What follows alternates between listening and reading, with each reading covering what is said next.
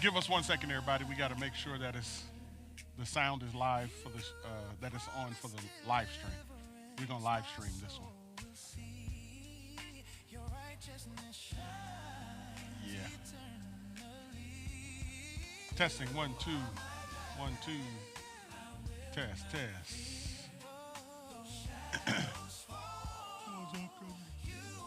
Is all good? Okay. All right. All right. So let us go ahead and begin with prayer. Our Father, we thank you so very much for all that you do in our lives. We thank you for how good and for how kind you are. We thank you, Lord, for your grace, your love, your mercy. We thank you, Father, for all that you do in our lives that sometimes we forget to ask you, and you never forget. So you fill in gaps that we haven't even prayed for. Father, you answer prayers that we haven't even prayed, but we feel them deep in our hearts. And so, God, I'm asking that tonight as we come together, that you would help us, that you would open our hearts and our minds to be able to hear your guidance, your wisdom, your direction. I pray, Father, that you would allow us to learn the things that we need to learn so that from a spiritual as well as a financial perspective, we find ourselves smack dab in the will of your lives for each and every one of us. Father, we ask that you would bless our time together. It's in the mighty name of Jesus that we ask it and we pray. And everyone said together, Amen. Amen. Huh? I told them to turn it down in the house because it's a few of us, so you guys should be able to hear me. You like the amplified sound? Oh, okay, gotcha. All right. So, can everybody hear me? Okay. All right. Here we go. All right. So, all right. So let's begin. So this is our second class of Invest 101. Your money needs a job. If you agree with that, say amen. All right. Right. And so and so one of the things that struck me as I was preparing for tonight was that and this came from questions that I had and comments and things that people sent me via text message and otherwise was I got to be careful because I need to make sure this really probably needs to be two different kinds of classes. And the reason why I'm saying that is because there are some of you here, you're actively investing. You're already kind of in. You're ready to go.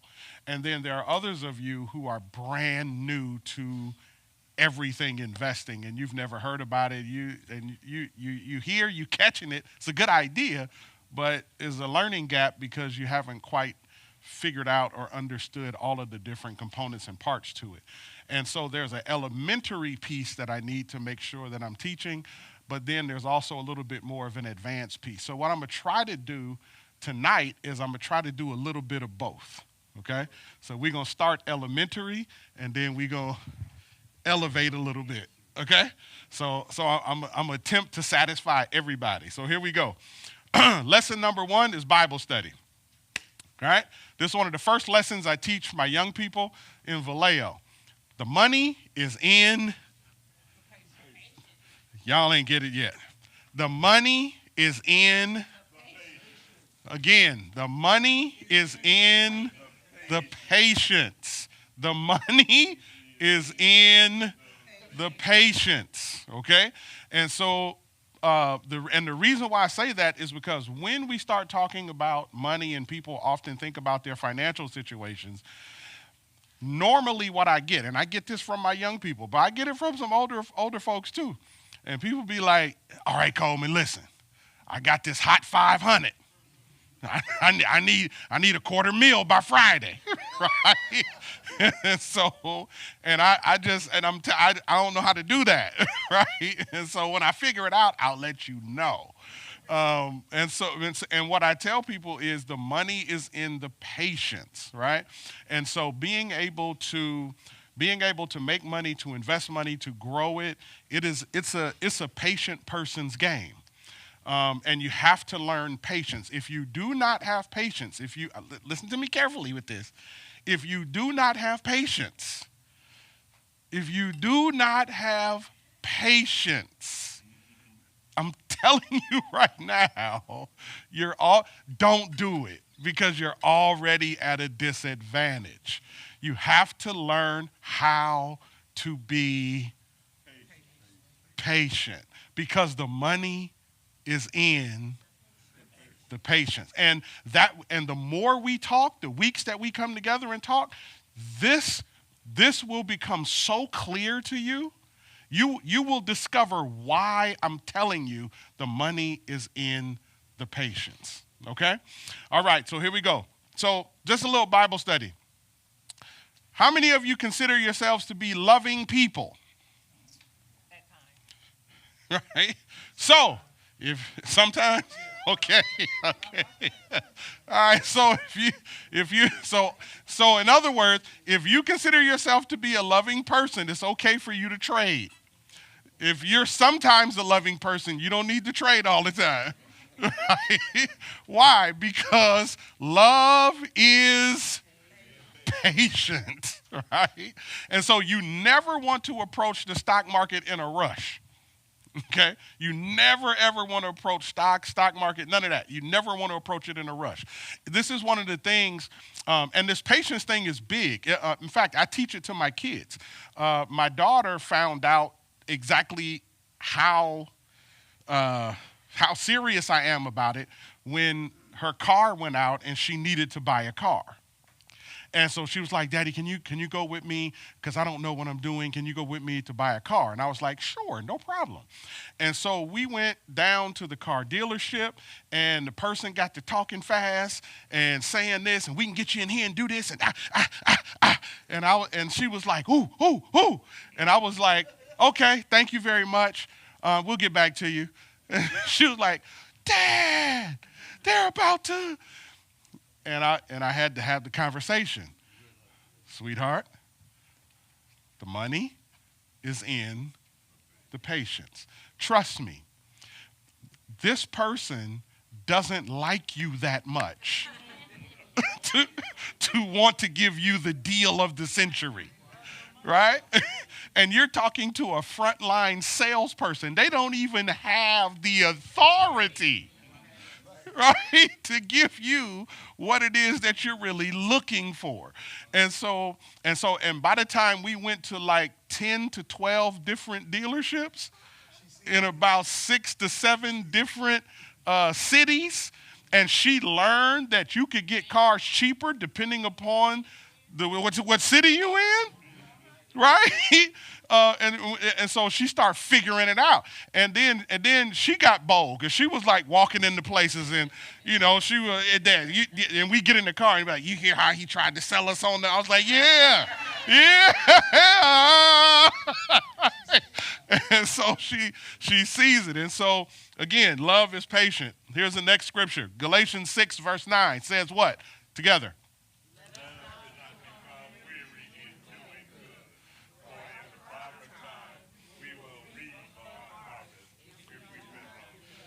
All right?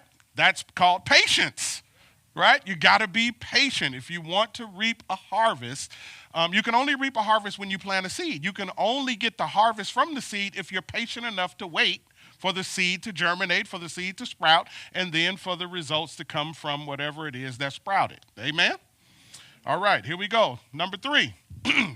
Ready? Read.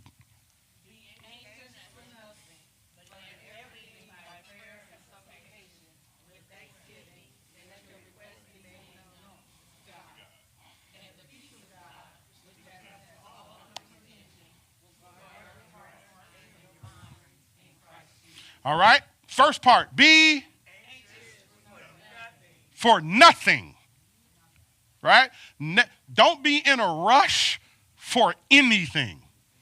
One of the things that I learned kind of just studying the life of Jesus, you know what I discovered? I never, one of the things that, and I'm going to challenge you, go read through the Gospels. And because one of the things I found, I never saw Jesus ever in a rush. He let, he, yeah, he would let stuff die. He wasn't in a rush.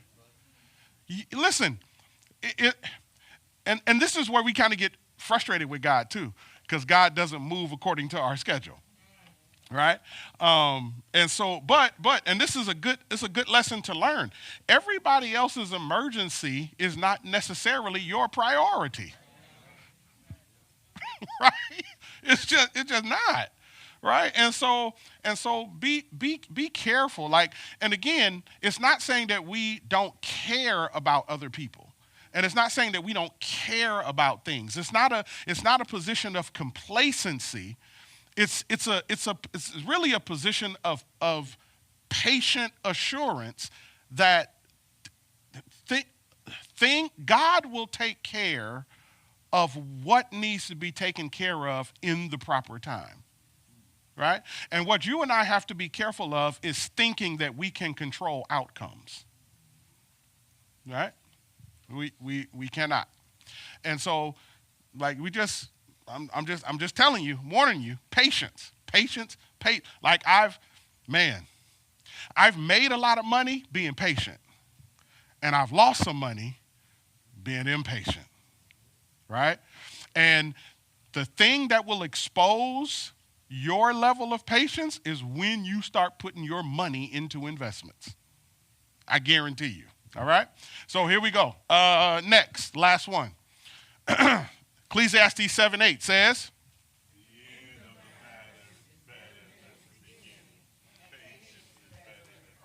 and all right, so now if you are a believer, follower, disciple of Jesus Christ, we listen, as believers, as disciples, as followers of Christ, we ought to be the most patient people on the planet. Right? Because the text tells us all over the place, and these are just 4 scriptures, but it tells us all over the place about taking your time, being patient, don't get in a hurry. And some of you have lived long enough to have learned this lesson. It is far easier to get into something than it is to get out of it. Right? It is far easier to get into something than it is to get out of it. All right? So here we go. Why is patience important? Why is patience important? Because stock investing, whenever you start talking about investing, and again, this particular class is about stocks. And so whenever you start talking about investing in stocks, you're talking about risking. Okay? There's no way to invest without risk. You have to risk something. Okay? And if you're going to risk, here's the truth. You work hard for your money. You know what I mean? You wake up, you go to work, you do what you need to do. Some of you who are older, you have worked. You spent 20, 30, 40, 50 years working. And you got your money sitting somewhere and you want to grow it, but in order to invest it to get a return, you have to risk. And what you don't want to do is you don't want to carelessly throw your money out there because you're in a hurry. Take time. Be patient. You ain't making no money on the money you got anyway. So be patient and learn how to make your money make money. And once it starts, I guarantee you it will never stop. Okay? All right, here we go. Next part. So what we're talking about is building your financial house. That's what we're talking about. Building your financial house. So you got to see your finances like a house that you're building. And you don't build a house in a weekend, right? That's not how it works. Now, I will say this. I no longer believe there was a common theme that I think was running through most people's minds is that you go to school, you get an education, you get a good job, and then you retire from that job, and then you live happily ever after, and then you leave some stuff to your kid. I no longer believe that is remotely a possibility for most people in these United States of America, particularly the United States of California. Right? And so if our senior years are going to be comfortable, listen to me carefully. If we're going to have enough to retire and enough to live like we want to live, to give like we want to give, to help like we want to help, to do some of the things that we've always wanted to do. I'm telling you, it is necessary at this point. Necessary to invest. You have to. Y'all ain't hear me. You have to. It's necessary.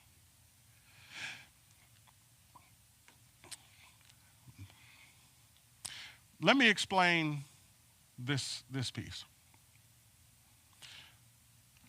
We always thought, go to work, get a job, get this pension, and retire, and then I get my Social Security on top of my pension. Listen, you got companies, they stop giving pensions.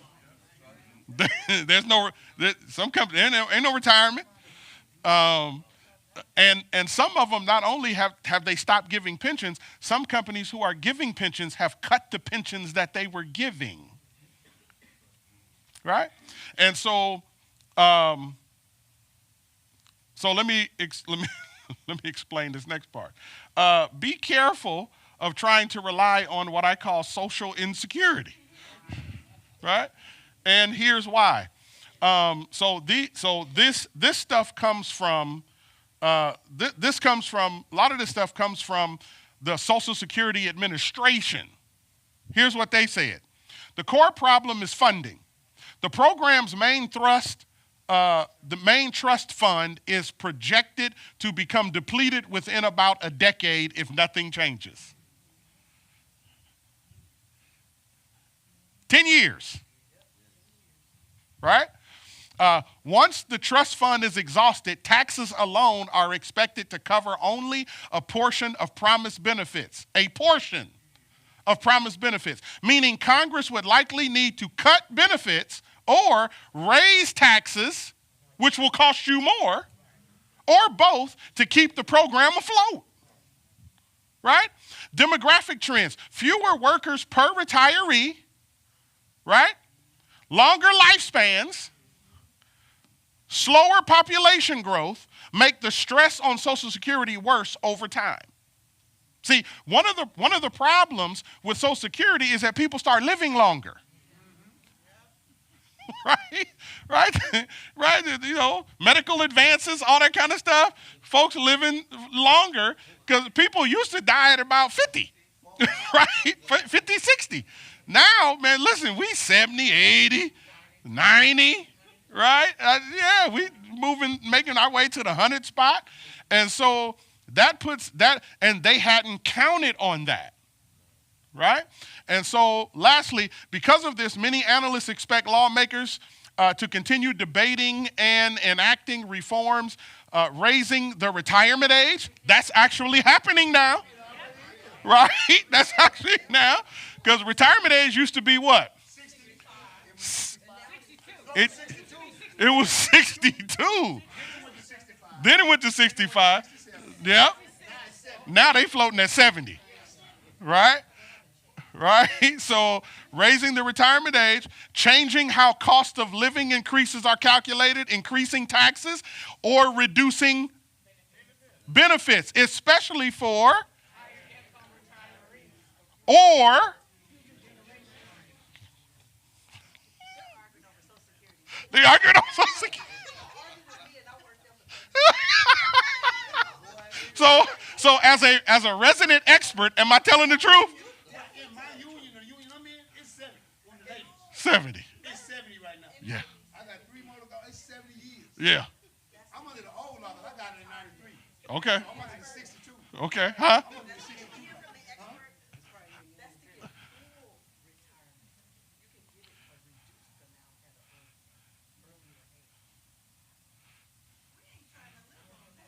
And you can't live on that.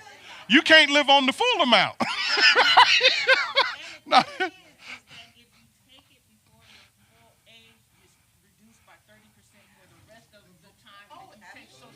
Absolutely. Absolutely. It's a cold piece. It's a cold piece. All right. So here we go. So watch this. So what we have to do, and this is so I got it again. This is like for some of you, this is going to be old script. For many of you, you came here just for this part. Okay. So what you want to do, and what we're about to talk about, it doesn't sound like stocks, but I guarantee you it is. And we'll pull it all together. All right. So what has to happen is this, because the money's in the patience. What you want to do as you are investing, right? As you begin to invest, you're building a financial house. Are you with me? You're building a financial house. And what you need to do whenever you build a house, a structure, it has to sit on a good foundation, right? It has to sit on a good foundation. And so here's what I would say. You need a good foundation. And your foundation consists of 4 things. Everybody needs these 4 things as a financial foundation. Are you with me? Okay? Here's the first one. The first one is you need an emergency fund. Okay? Now, an emergency fund is not a savings account. An emergency fund is a fund that you have that you forget that you have. Okay? It is money that you sit to the side for emergencies. Okay? Let me define what an emergency is. An emergency is when something happens in your life that you can't control, but it changes your ability to function normally in life. So that pizza on Friday is not an emergency. Are you with me? Right? You know, okay, I'm going to stay away from it. But okay. So you need an emergency fund. And here's what it looks like. What you need is you need to start, you want to have at least 1 to 3 months of your total monthly living expenses set to the side. Okay? So if it takes you $5,000 a month to live, that's your bills, that's, you know what I mean? It's what you do. It's your bills, your gas, your cell phone, your Xfinity, your whatever it is. Whatever you pay monthly for your living, you want to take that amount and you want to set that to the side. When you do that one time, that's 1 month, which means this: if you have an emergency, if something comes up and you can't work for 30 days, you're cool.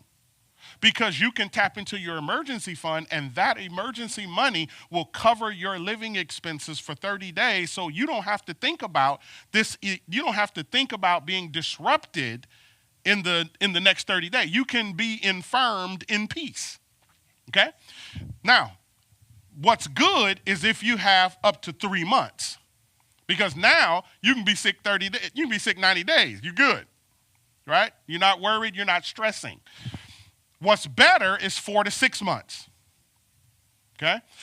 Now this one here is probably where most people who build emergency funds, most people kind of camp out there for whatever reason. Probably fatigue. But most people kind of camp out there at 4 to 6 months. Okay? And that's a better thing. So, for instance, I know several people recently in the last couple of weeks who, or really in the last couple of months, actually, if I'm thinking about it, who lost their jobs, right? And one person I know had an emergency fund. And they were like, man, I'm tired of working, man. I'm going to just sit around for a couple of weeks and I get back in there. Right? And then the other person was like, oh my God, what am I going to do? Right? Because I have this coming up, that coming up. They had no margin. They had no cushion. Right? And so it is emphatic that we have an emergency fund. It is a part of your financial foundation, right? You have to have an emergency fund. And in order to build your emergency fund, for many of us, here's what you got to do. You have one of two choices when it comes to building your emergency fund, or one of three. If you have, if you have, if you look at your outgo and your income every month and you have reserves at the end of the month, but you don't have an emergency fund, you need to take that money and begin building your emergency fund.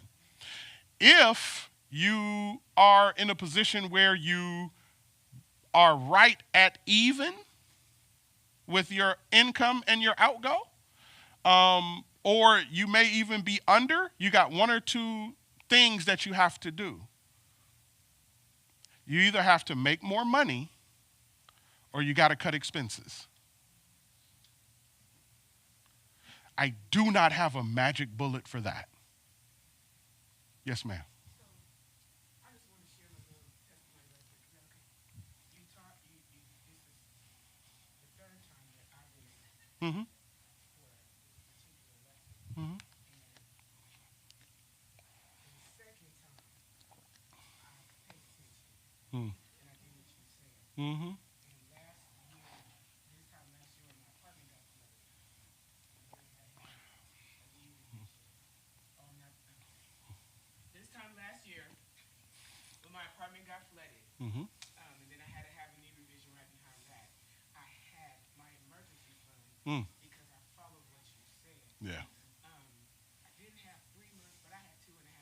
Y'all, I saved $10,000 Mm. in a year and a half time. Come on now. Just I did what you said. Come on now. Just we didn't go out. Yeah. I didn't have lobster pasta like I was supposed to before. Right. You right. know what I Right. mean? Yeah. And you know, like not the movies. My movies is my thing. Right. It costs $30 just for me now. Yeah. So not the movies. Yeah. And I just want to tell you what that's all. Listen. Praise God for that. Listen. Listen. Yes. Listen. Hey, let's go on and celebrate that. Go and celebrate that. Right? And so, because see, what she just said was God provided for the emergency. Now, she could have spent it early, but she didn't. She took the provisions that God gave her and she saved it up so that when there was an emergency, there wasn't two emergencies. Right? And so once again, better is 4 to 6 months. Great is 7 to 9 months. 10 to 12 months is the best. If you can do a year's salary and put it to the side, listen to me, you are gravy. Right? You are gravy. In fact, you're going to go to work with a little different attitude. Now, you know, I ain't really got to be here. You know what I mean? Right? So, right? And so now I do. So there was a way that I used to think about this, and I no longer think about it the way that I used to think about it. So what I will say is this. For some of us, and everybody's different, everybody's circumstance and situation is different. But for some of us, I would say that we should have at least 1 month as a minimum before you start investing. Okay? You want to have at least 1 month set aside before you start talking about putting your money someplace to invest it. Why? Because there is risk. Okay? Right? There's risk. And you always want to have you always want to create a way to get back. Does that make sense?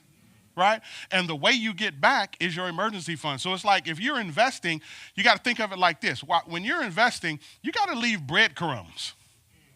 That's your emergency fund. You got to leave breadcrumbs. Because if you get over here and get hit in the head, you got to make your way back home.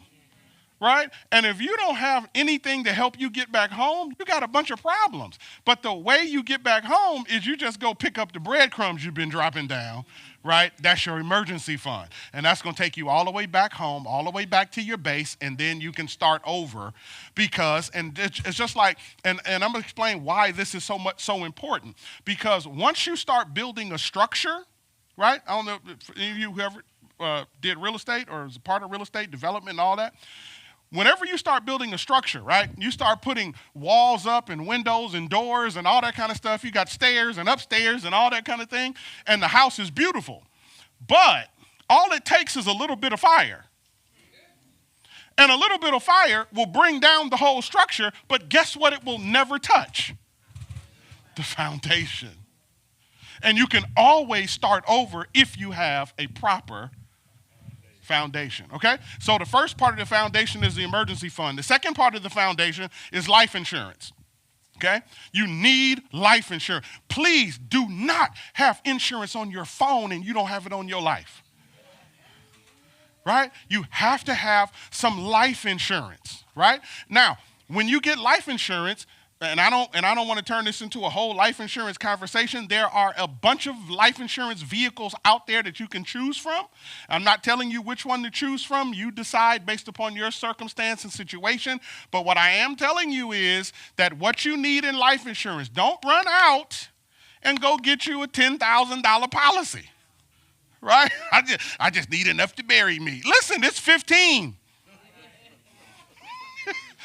And that's cremation. So, you know what I mean? So here's what you want in a life insurance policy. You want 10 to 15 years of your yearly salary, right? Now, this is particularly important. If you're single, it may be a little different. If you have a family and children, listen up. You want to have at least 10 to 15 years of your yearly salary. Why? Because if you happen to leave, your family is without that income for a protracted period, forever. And you want to be able to replace what your income is to your family with your children to make sure that they're going to be okay. Does that make sense? I would recommend it. Matter of fact, I would recommend that all black people get at least $1 million in insurance. Here's why. It'll stop the police from killing you. Once they find out everybody got $1 million policy, so the moment you kill us, we get richer. So, little humor, but it's a strategy. Anyway, so 10 to 15 years of your yearly salary, and then include any large bills that need to be paid off. So if you have a home or whatever, or your family has a home, you want to make sure that that they're able to pay that stuff off. Okay? Yes. Yes. Mm-hmm. Term.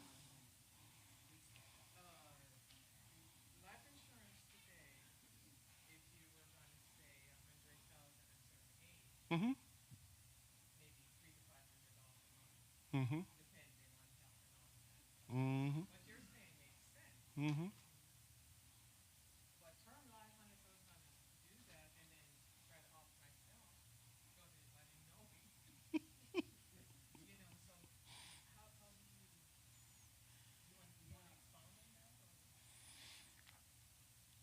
On what part?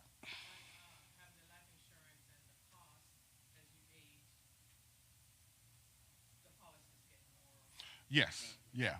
Okay. So here's the piece about life insurance. I was headed here, but I just hadn't got there yet. But I would say that you should get life insurance as early as you can, and get as much as you can. Um, our insurance agent was looking at us really, really strange when we called them when our kids were like 3 weeks old. But that's the cheapest you'll ever get insurance for them.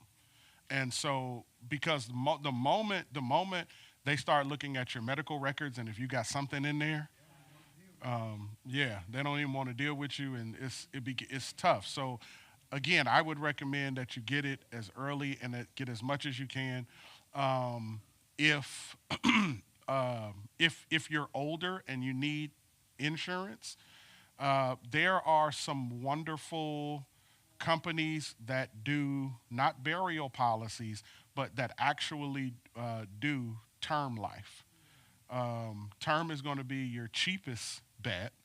I got a policy when I'm 58 now. I got a policy when I was 47, 48, $750,000, and it's about $800 a year.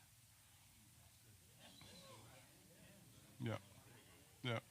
And so, um, because what I had done before I discovered all this stuff, what I had done was I would get like a $20,000 policy or a $50,000 policy or whatever, and what I was doing was I was getting policies that made sense for the age I was, right?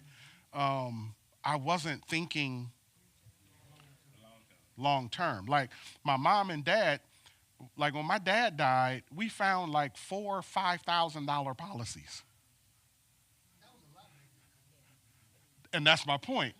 It was a lot back then, but when we're thinking about it, we always have to think forward into the future. So my policies is term, and it doesn't expire because term expires.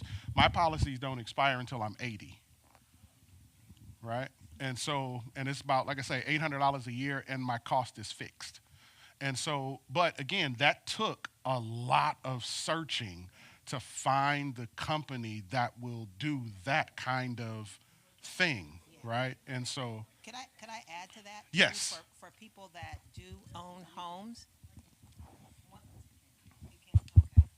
One of the things that people bypass is when you have your homeowner's policy, you can buy insurance inside of your homeowners, outside of this life insurance. So if you own a home, you want to make sure that every caveat that you have inside your homeowner's policy, my policy now will, if I become unemployed and I can never work, my house is paid for. That's cheaper than going out at this point, at my age, my old age of 58, going out and trying to buy a life insurance. I have a life insurance policy separate. However, inside your homeowner's policy, if you don't have it now, make sure that you have the proper premiums paid inside those policies. So if anything happens, if I die, or even if I don't die, but I become disabled where I can't work, my house in its entirety is paid off. Yeah. So make sure that you understand the policies that's available that you have that you don't know about. It's like there's even multipliers inside those policies. So it's not just about running out and getting a policy. Make sure you understand the policy. My life insurance policy has an investment part of it. Yeah. Right. So take the time to, Pastor Coleman said last week, read and Gotta read. understand what's available to you, because a lot of times we don't do that. We Yeah. just sign up and we don't have the proper insurances Yep. to cover. Yeah. And that's part of that is emergency fund. Yep. Yep. Real talk. And so, and again, like I said, there's a lot of vehicles out there for insurance, and there's a lot of strategies. For me, I'm not asking you to duplicate my strategy. I have a strategy that works for me, right? So my strategy is I have term, and then I've looked up how much money a $750,000 policy would cost me if I went whole life or variable universal and all of that. And whatever money and it is substantially more than $800 a year. And so, so what I do is that money, since I'm not paying it in insurance, I put it in the market. Yeah. Yeah. So I'm covered if something happens before 80, but by the time I'm 80, I should be a gazillionaire. And at that point, I don't need the insurance. Right? Right? And so, because what I'm passing on will take care of absolutely everything, right? So hopefully that makes sense. But that's my strategy, right? But again, your situation, your age, your health, your strategy, it might be different from mine, okay? And so what you have to do is to talk to somebody who can help you walk through that and read, okay? Very, very important. Yes. I've heard that people take out bonds instead of having insurance and gain the interest off of that. Mm-hmm. And then if something happened to them, Yeah. they just cash in the bond. Mm-hmm. That's another strategy. Yeah, that's another strategy. Yeah. Yeah, absolutely. Um, and so on your insurance, you want to make sure you choose a trusted beneficiary. Okay? And so somebody you trust who can handle what's coming through if you pass away. And then let someone know where your paperwork is located, okay? Like, so, right? So, yeah, let somebody know. So this is what we just did. We just had a family meeting, and a part of our family meeting was, I had on my list, we have to teach our kids where everything is, right? We got to put it where it's accessible to them, but then we got to teach them this is, if we pass away, here's what's going to happen, right? You're going to get a ton of money flooding in, and you're going to have real estate, you're going to have responsibilities, you got tenants now, you got taxes, you got, right? And that's the other part, right? Is us a part of this foundation is also building into it tax strategies to be able to pass things on to the next generation, right? So which huh? Tax free, right? Which is, and I'll get to this one and then we'll get to the sweet spot. Yes. I was going back, if you don't mind, just to pointing a beneficiary. Me and Tony was recommended one, and we went to go see her, and everything was absolutely wonderful until we had to begin to list people in order of who we thought would be the responsible one, and the responsible one isn't always your favorite Correct. child. And so Correct. and that's where our catch-22 is now. The first of the year we're getting all that together, but we really had to think about which child, which adult, because Yeah. they're not children, would be able to do it. And Yep. it's looking at who they are now. We don't know if how long we're going to live and if they're going to mature past this point. Right. And so, and even the likelihood of a fight starting. I mean, it's some stuff that even our medically, who will make the decisions and all of that kind of stuff, because a trust doesn't just talk to you about your money. You know, what if you get sick? Do you have who will be your power of attorney? You know, who will do your directives and all of those kind of things. So that was important for us to really. No, you right there. I skipped over the retirement part. We'll come back to it. But that's what you're talking about. So listen, this is what the Lord wants us to hear right now. So you have to have a living trust. Right? If you have assets, you got to have some kind of trust. Okay? And let me tell you why. Because without a trust, and you pass away, everything goes into probate. Probate is going to take their sweet time dealing with your stuff, and then they're going to charge you 30% of the estate. And then right, you got capital gains to pay, right? And so you want to avoid probate.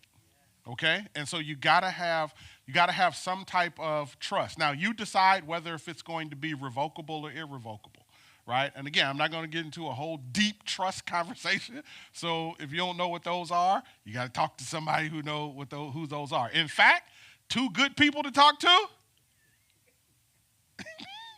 Miss Fran and Mr. Prince, the king and the queen. They're well versed in setting up trusts and all of that, and how the different ways that it covers you and helps you and all of that. But inside of your trust, you will have power of attorney over health care.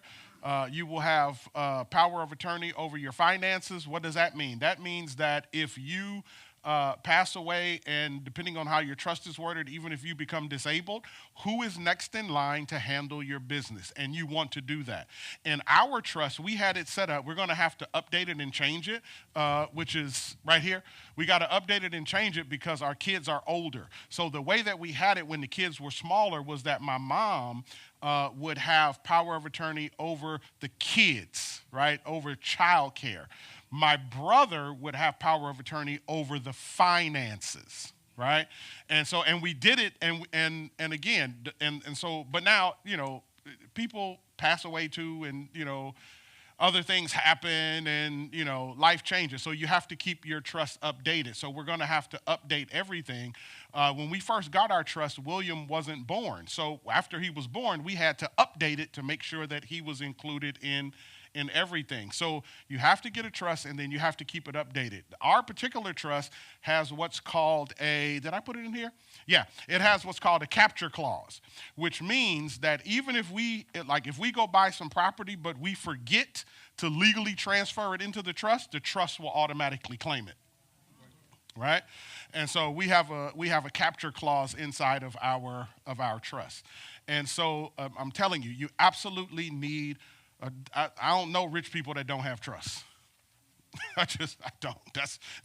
It's one of the basic foundational things that you need to have.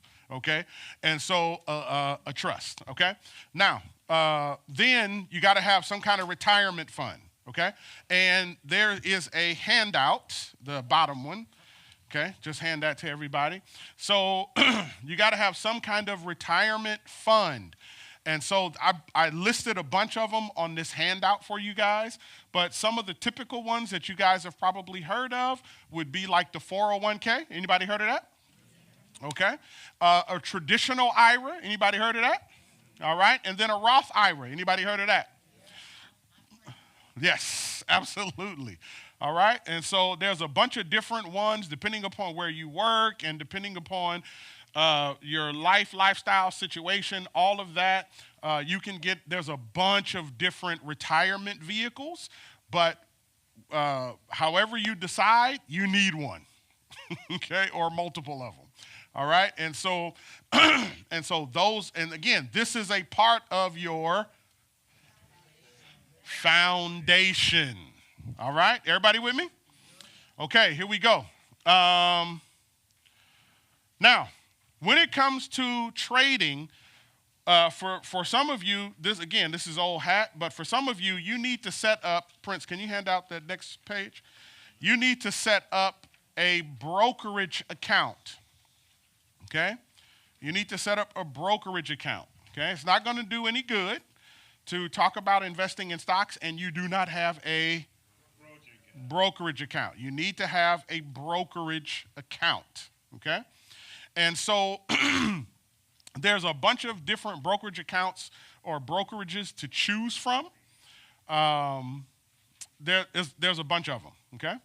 And so what is a brokerage account? It's simply a place that gives you access to the stock market. That's all a brokerage account is. So think of it like a bank account, but what it does is it gives you access to the stock market. So once you get your brokerage account, you now have access to all of the companies on the stock market. You can begin to purchase those companies. And so how do you set up your brokerage account? It's actually really, really simple. It's not that difficult. The first thing you do is you select a broker and log into the website or the app, okay? Just about all the brokerages, they have websites and apps. So you can go into your Play Store. You can download whatever the app it is, whichever one you decide, and just log into it and pull it up, okay? Step number 2 is that you search inside of the app or online, you search for open account, right? Open an account, okay? So you select your brokerage, and then you select open an account. Now, on the page I just handed you, there's far more brokerages than what I listed on the page. I listed the most common ones that people use, Okay? And I also put in there a little bit of commentary about what some of the differences are between the brokerages. Okay? And so, again, search for open an account, and then you just fill in your information. Okay? So it's going to ask you some very simple questions. You just fill in your information, and then what you have to do is you have to connect your bank account. What that is that wherever you bank, you're going to link your bank account to your brokerage account.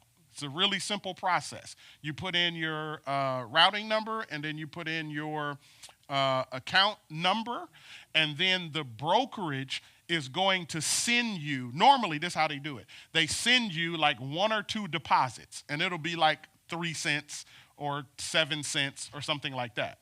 And then they'll tell you, when you get the deposits that we send, bring those amounts, and when you log back into your account, you have to put in the exact amount that they deposited into your account, which for them verifies this is the actual account, okay? And then once that happens, your account is linked to your brokerage account, and you can begin to transfer money from your bank account to your brokerage account. Okay? And there's for most of the brokerages, there's no fees, anything for that. It's just really, really simple. You just click, move, you tell them what amount, and then you hit it, and it take a couple days, and then your money shows up in your brokerage account. That's also how you get money out of your brokerage account back into your bank account, right? So you move $1,000 over to your brokerage account, you invest it, you make $10,000, you take $9,000, and you move it back into your regular account, right? And you got your money, okay? And so it's a really, really, really simple process. Yes, ma'am. But how do you do it if you're moving stocks? What do you mean? Was telling you about AT&T Uh-huh. and the stocks, and you said if you transfer stock to a brokerage account that you don't get hit, excuse me, with the fee, the transaction fee.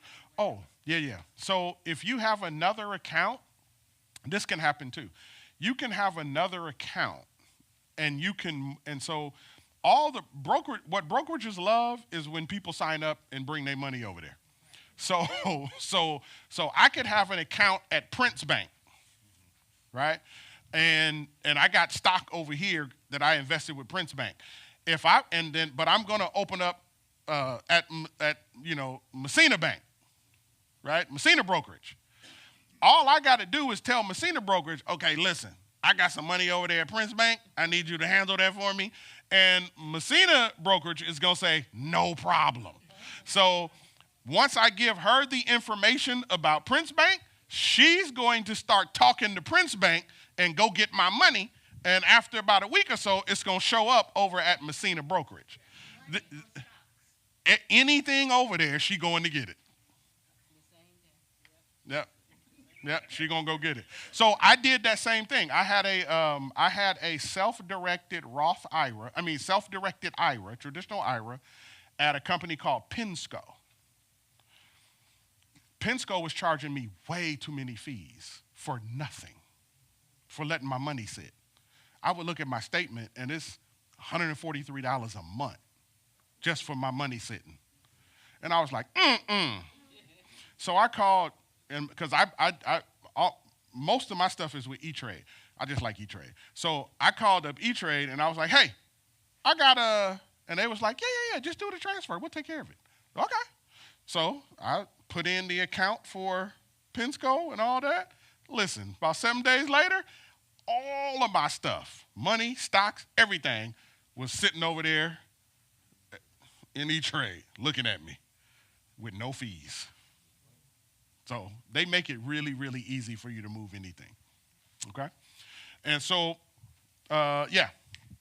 So connect your bank account, deposit money into your brokerage account, and then if you need to, and this probably works well for most people, set up recurring deposits, okay? It's optional. Set up recurring deposits.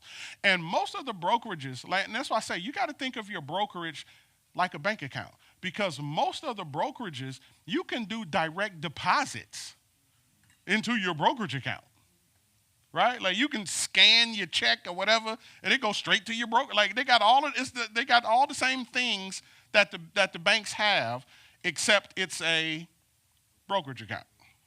Okay, and so for many of us, especially those of us who kind of, because everybody's not as diligent with their money and moving things from left to right, that may be a good option for you is that you just set up recurring deposits. So, but my son with his account, I have him set up recurring deposits. I set up one on, I just wanted to see how good it worked.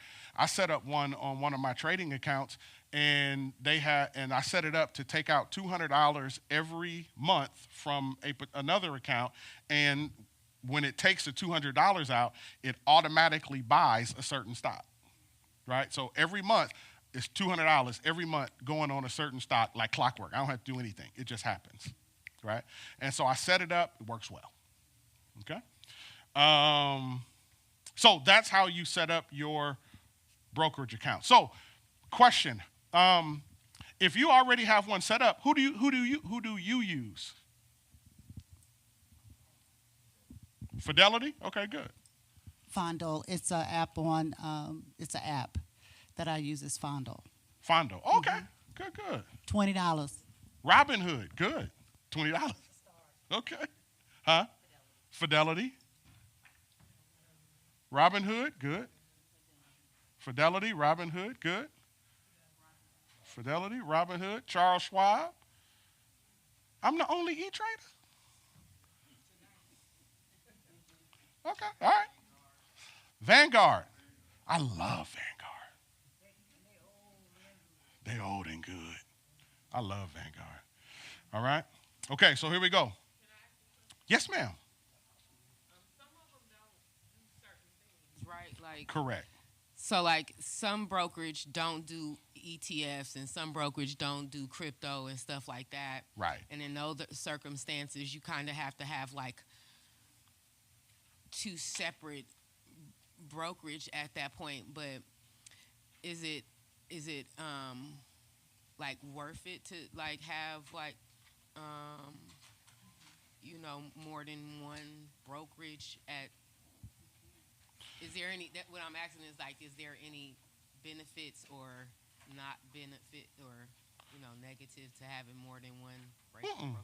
No, it's just if you have multiple brokerages, it's just more that you're managing, just in different locations.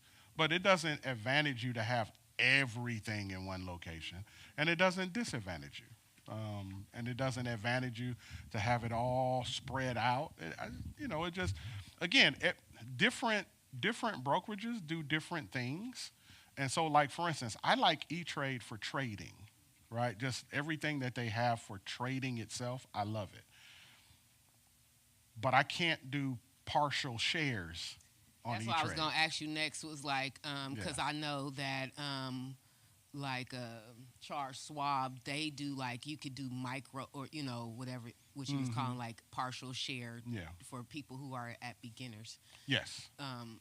So Yeah. like in that aspect, would you like recommend that for like a beginner type of like? If you're the person that you want to invest, but you don't have like all of the money to go get some of these big stocks, because some of these things are super expensive, but they're highly investable. That's okay, right? You find a brokerage. I know Robinhood does it, Webull does it, a few of them do it.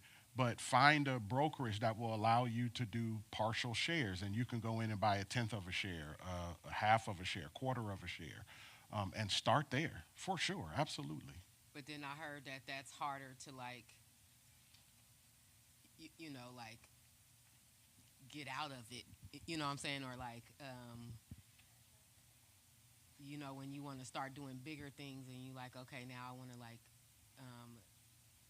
trade in those shares and stuff like that and go to something higher. Is it like difficult to like do in micro share?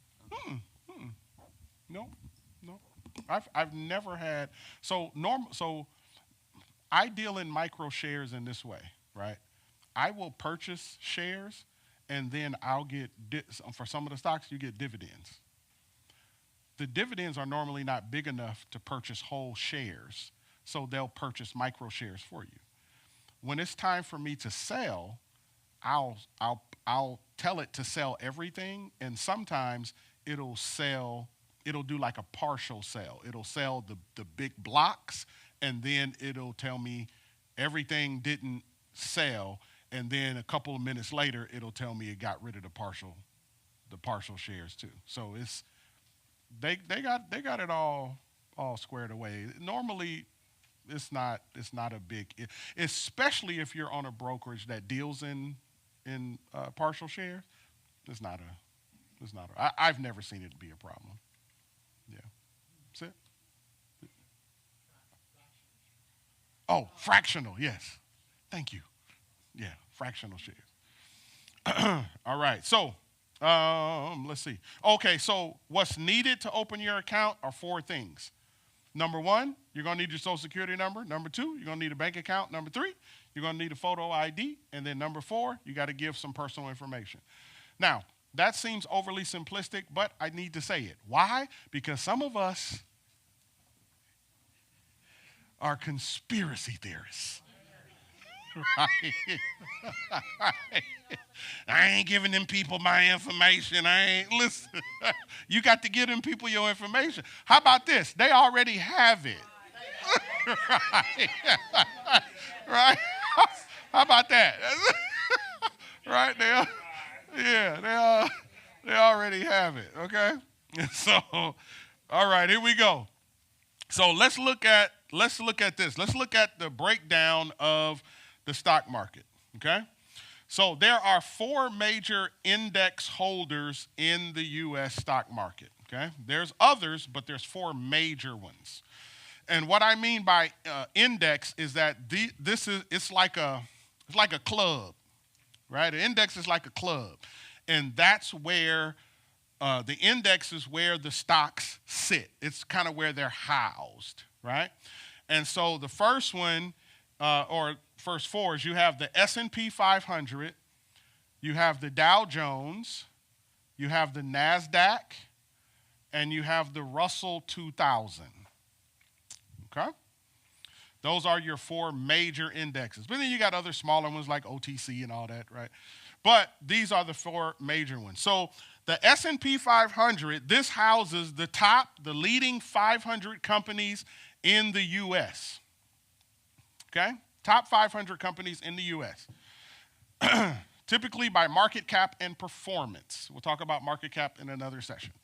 All right? But those are the companies that are inside of what we call the S&P 500. This particular index, people use this index to measure, listen carefully, to measure the health of the stock market overall. Okay? People use these to measure the health of the stock market overall. And you'll see like the ticker symbol SPY, which is like an ETF of the S&P 500. I explained ETF last week. And so a lot of times when people who are trading, day trading and all of that, they spend a lot of time looking at SPY, right? Because they're trying to track the S&P 500. If you cut on CNBC or whatever it is, and you see the tickers rolling at the bottom and all of that, they'll always have S&P and then this big, huge number, and then how much it's up or down or whatever, right? Because depending on what those numbers look like, it will tell you the health of the stock market. Okay, and so S&P is a big one. The next one is the Dow Jones. The Dow Jones only has 30 companies in it. These companies are considered what we call blue chip stocks, meaning these are well-established companies. They're very old. They typically are extremely reliable. They've been around forever. Yeah. And so the Dow typically, again, and it's just 30 companies, right? Most of them are going to pay some kind of dividend, and the dividends are pretty decent. And so this, and again, people use the Dow to measure the health of companies, right? And the S&P is used to measure the health of the entire stock market. But the Dow is used to measure the health of large companies in the stock market. Does that make sense? Okay. And then you have the next one, which is called the NASDAQ. The NASDAQ is where a lot of your tech companies hang out, the majority of them, right? They're all over there hanging out in the NASDAQ. And then the last one is what we call the Russell 2000. The Russell 2000 is where you have a lot of your medium to small cap companies that sit in the Russell 2000, meaning they're just smaller companies, okay? They're not as value as some of the other bigger ones, and so they hang out on the Russell 2000. Everybody with me so far? Companies. Yep. Yep. Yep. All right. Now, there are 11 sectors, what we call sectors, within the stock market. Okay? So just so you know, here are the sectors. You have information technology, right? That's tech. You have healthcare, financials, consumer discretionary, communication services, industrials, consumer staples, energy, utilities, real estate, and materials, which means this: every single solitary company that is a publicly traded company fits into one of these sectors on the stock market. Is everybody clear? Does that make sense? Okay. Now, this is important to understand, because when you start to look at it and understand it, you start to figure out some of these sectors do better than other sectors, right, historically. And so what you want to do, what I do, I hang out in the sections that tend to do better, right, because there's more money flowing over there. Okay? All right, so here we go. Watch this. Now, I have a question for you. Here's my question. Where do you typically focus? When you think about you, when you think about your life, where do you typically focus? Are you typically focused on the past? Are you typically focused on the present? Or are you typically focused on the future? Don't be lying. Do you, that's all, just flow with me. Do you typically, like when you're thinking, when you live your life, this is your life, are you typically focused more on the past? You reminiscing, you want to go back, you. Say it like that. I mean, you can, if you go to the past, you can go back where you came from and where you at now. Yeah. If you had to go through that journey to get there. Yeah. You can say the past then, if you gonna say it like that. So temporarily, And that, maybe in the past, you're not stuck in it. Not stuck in it, but you know where I come from. that's what. This is where I come from, and I don't want to go back there. No, ain't no problem with that. I'm asking, is my focus Oh no, not on the past, or hold on, is my focus on the present? I'm looking at my bills, I'm looking at my situation, I'm consumed with my present. Or is my focus, how I think, how I move, how I act, is it in the future?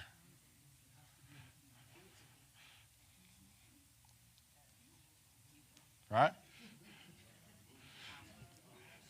Now, why is that important? Why is that important? Because, listen carefully, if you're going to invest in the stock market, listen to me carefully. The stock market is a future-looking entity. It is always looking at tomorrow. It does not care about today. It could care less about yesterday. The stock market is, listen to me, it is focused on tomorrow 100% of the time. This is why, if you're going to invest in stocks, if you're a person and your focus is in the past, you're going to have some trouble investing. If your focus is on the present, you're going to have some trouble investing. You have to focus on the future. Why? Because the entity that you're looking to help you, that's how it works. It works on tomorrow. It functions on tomorrow. It thinks tomorrow. It doesn't think right now. Right? So, and this is why, listen carefully, this is why, about to get into a little deeper waters now. Here we go.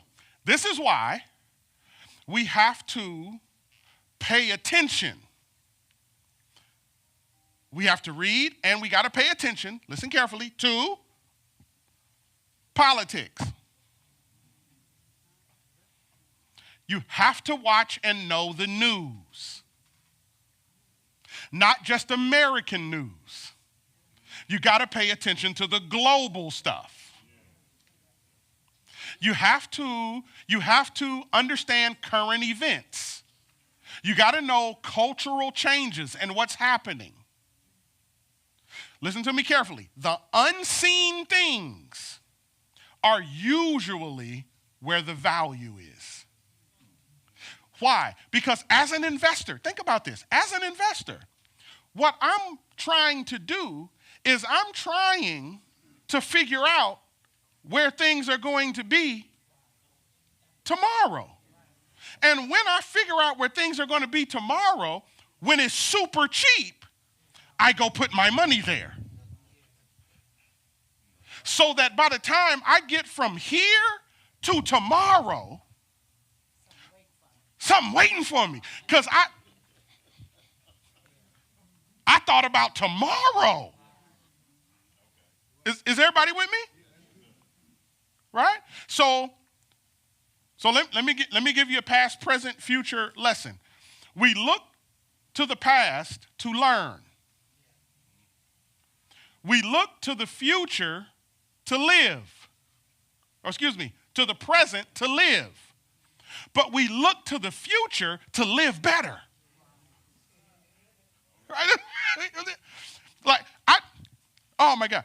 I had somebody, I made some kind of post or something about investing in stocks or whatever. And so one of my friends came on and was like, and she was, and you know, she was running down AI.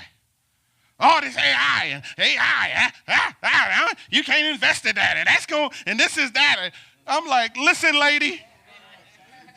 Listen here, lady. One of the things that technology does not do is it does not retreat. I don't care if you don't like it. Tough. It's just, right? It doesn't retreat. Right? People objected at VCRs. Listen, people objected at VCR. People objected at cable. People objected at cell phones. People objected at iPods. Every technological innovation, people got a problem with it. But it doesn't stop. It keeps going, and it does not care if you don't like it, and it does not care if you don't agree with it, and it does not care if you understand it or not.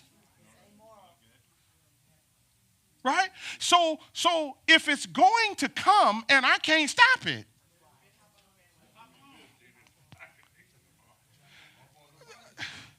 listen, I need to go ahead and see what's coming and put something there so that because I'm going to get here, and when I get here, I can't, you're not going to leave me all the way behind. Right? I may how to operate it, but it's paying me. Right? That thing is paying me. Oh man. So if we never get an idea of what's coming, we will listen carefully. If we never get an idea of what's coming, we will always be reacting. This is our problem with Trump. We ain't see it coming because we didn't want to. No, listen to me. We didn't really want to see him. We should have saw him coming at the correspondence dinner when Obama was giving him the business. And we ain't pay attention.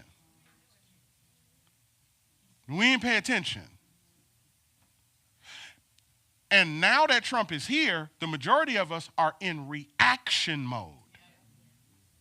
Why? Because we did not take time to look into the future to see what was coming, to properly position ourselves before. So that when he got here, oh man, I don't like the dude, but he paying me. Right? Because I properly position. See, this is, and again, this is one of the things that we have to learn. I don't have to like you, and I don't have to like your politics. I don't have to vote for you. But if I see you coming, let me reposition. Because if you show up and what happens, I can oppose you from a comfortable place. Right? So is everybody with me? So watch this. You gotta know the future. And one of the things about the stock market is it is unpredictable but predictable. Right? There's a bit of, remember what I told you last week? When it comes to investing, remember I told you we're not gambling? That's not what we do. We do not gamble. And the reason why we don't gamble is because we invest with information. We invest with knowledge, right? So we don't just run out and buy stuff. We pay attention to what happens. And so within the stock market is very cyclical, right? It works in a cyclical way, right? And so this is the cyclical market returns within the S&P from 1980 to 2024. The two worst times to run in the market and start chasing stuff. So July normally is a run up. But if you're buying in July, listen, you're about to hit August and September. And these historically September is historically the worst month to go into the market buying things at top prices. But if you know, September is the greatest month to go shopping. That Black Friday for the stock market is September. Right? Because all kind of companies, 20% off, 30% off, 40% off. Right? And then normally it picks back up in October. November is normally really good. And then December, this is what they call the Christmas rally. You get it's the end of the year, what they call Christmas rally. Right? And stock prices are going up. So just think if you bought here and held to here. Are you with me? Right? So now, this is what everybody says. Everybody I listen to says the same thing. The stock market gives you a good historical pattern of its behavior. However, history does not always repeat itself, but it does rhyme. Okay? And so right now, we're in November? December. We're in December. Okay, so we're in December. Now, so here's what's happened, right? Because market conditions have changed. And the change in the market condition is Trump. Right? It's Trump. Because Trump does things that no other president does. And so he's throwing off this normal pattern. He threw that way off. And so what happened is we got to September, and September was actually way up here. Right? And so anybody who was in September, everybody, I'm telling you, because I'm in like 4 or 5 different groups, stock groups, and everybody was like, is this September? Okay, September, right? Because everybody was expecting blue, blue, blue, blue, right? But September was skyrocketing. But then some people were like, well, shoot, if September was like that, and they kept going. But then when we got to October and November, they was down here. And now we kind of bottoming out almost, and December is just shaky right now. We don't know what's going to happen. And the reason why we don't know what's going to happen is because the market is waiting to see, is Jerome Powell going to lower them interest rates? Right? Because if he lowered the interest rates, that means that companies can go get money for the cheap, which means the stock prices start skyrocketing, right? But then every time you get a notification, Trump has an announcement today at 2 o'clock, everybody be like, because ain't no telling what he about to say. You know what I mean? And so, because we're doing 3,000% tariffs on China. And then the market, blue, blue, blue, blue, blue, right? And so he's throwing off the matrix of it, the metrics of it. But there's still a lot of it that's holding true. So at least what we're finding out this year is that since September was up here, September actually moved to October, November. And everybody's expecting for November and December to show up by mid-December into January. Is everybody with me?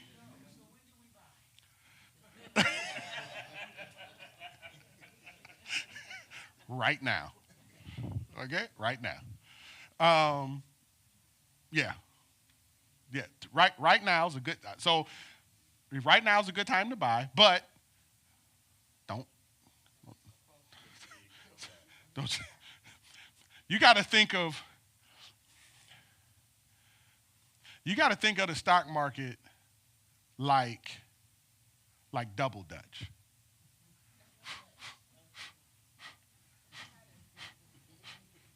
It's double Dutch, right?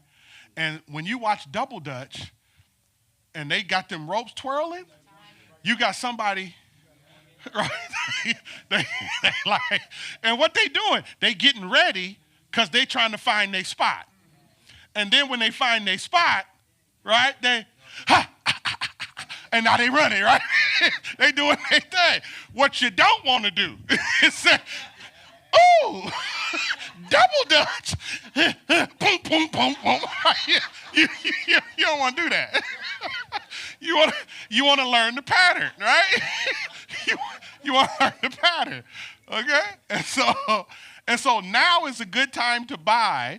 And so let me give you this quickly. I'm gonna give you this quickly. I'll explain it in much more detail later, but I'll give it to you quickly. Here we go. On your paper, I want you to do write 1, 2, 3. Just 1, 2, 3. Okay, 1, 2, 3. Now, I'm gonna give you buy zones. Okay? A buy zone is a good time to purchase. Okay? And so, what you want to do, you never want to buy a stock at full price.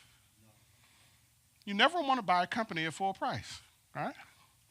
And so, your first buy zone, and this is where you lightly buy, is if the stock is 10% off. And what you're looking for is 10% off of its all-time high. Right? 10% off the all-time high. That's the buy zone. That's a light buy zone. That's number one, right? All-time high. So if you have a stock and the all-time high is $100, what's 10% off that?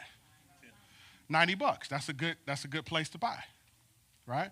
But you don't want to go deep, right? You don't want to go deep. The next place, 20%. 20%. That's number 2. 10, 20, and then the number 3, 30. 10, 20, 30%. Okay?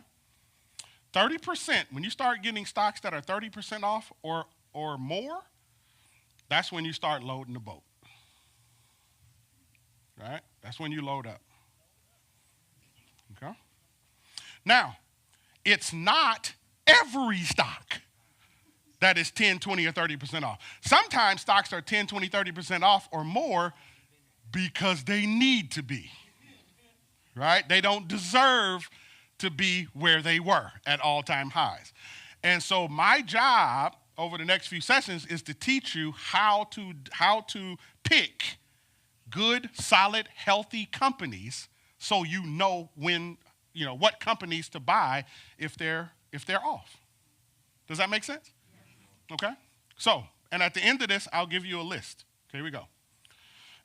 So, talking about the future, watch this. Pay attention. Boom! There we go. Here we go. Now, this is from the Republican Party of Texas,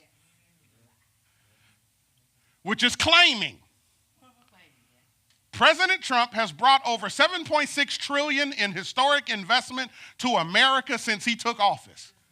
These investments will not only create jobs, but will once again make the United States economy the envy of the world. Thank you to President Trump for fighting to secure our economic future.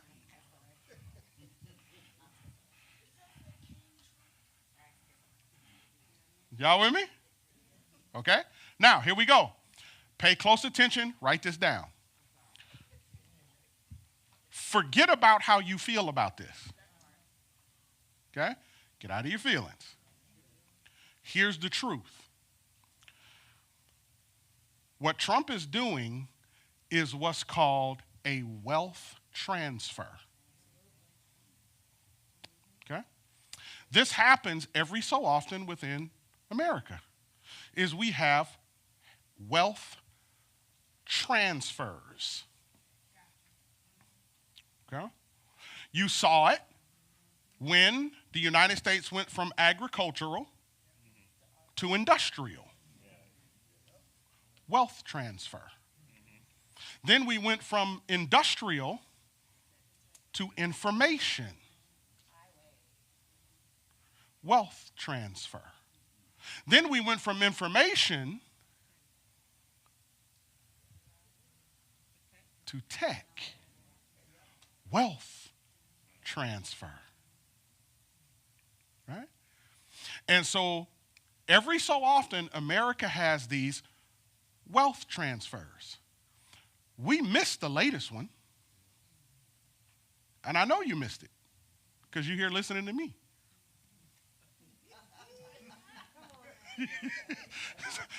Everybody caught it. They don't care nothing about what I'm talking about. I missed it because I wasn't thinking like an investor. I was thinking like a consumer. I missed the crypto wealth transfer. I totally missed it. And let me tell you the cold part. Joe Coleman, who used to work our AV. Joe was he's a techie guy. So when we were on Central, Joe came in one day and he was like, "Pastor, man, you ever heard of cryptocurrency?" And I was like, "What's that?" And he was like, "It's like electronic money." And my brain started trying to understand it.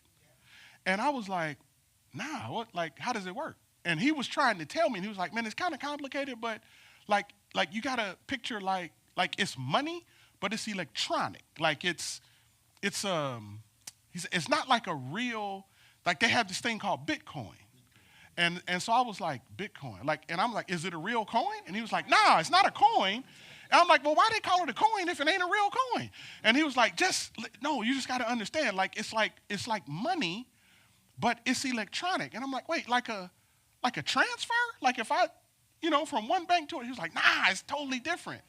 And he was trying to explain it to me, and he didn't quite understand it, but I totally didn't understand it. And he was like, and Joe said, he ain't buy none. Joe said, he told me, he said, Pastor, man, if you can, he said, man, just get some. It's about to be the next big thing. And I was like, yeah, okay. Man, give me that cord. We got to run these speakers in. Right? If I would have just put $500, right? Because at the time that he told me, it was like 60 cents, 50 cents.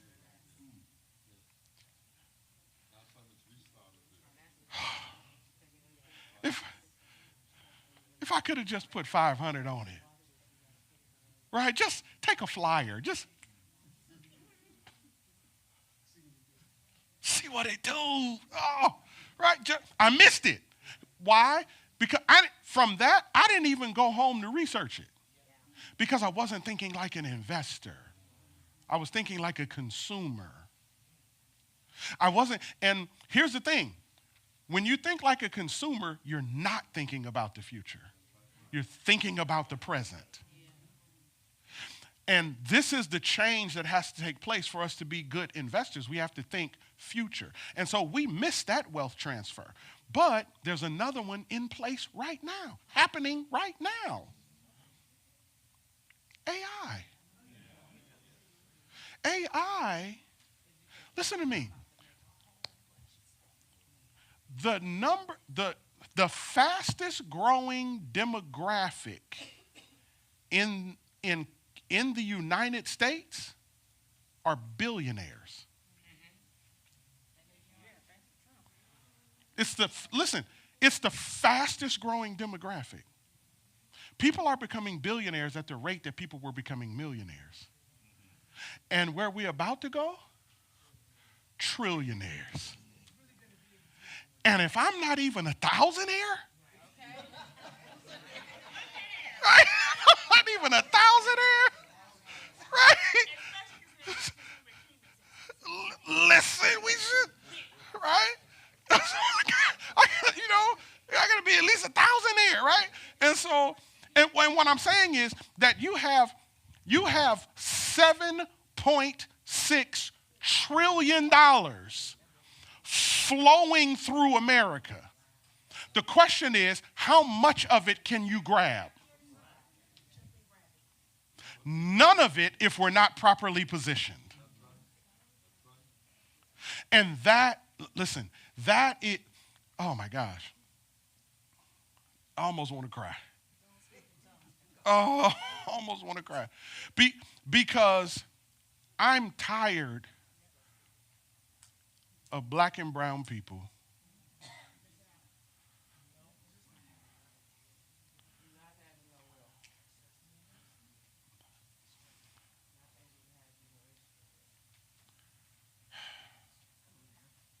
we're like we're hurting. And the money,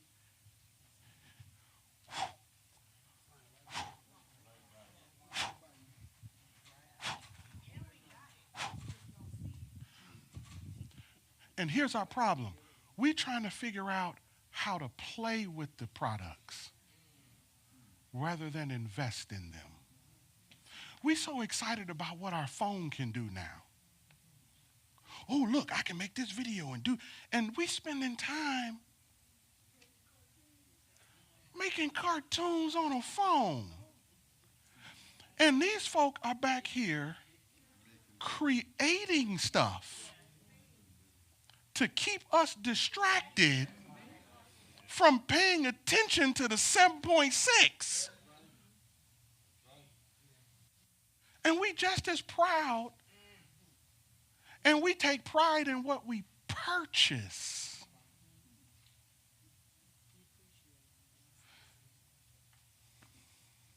Right? And so that, oh man, it just is, to me, is super, super frustrating.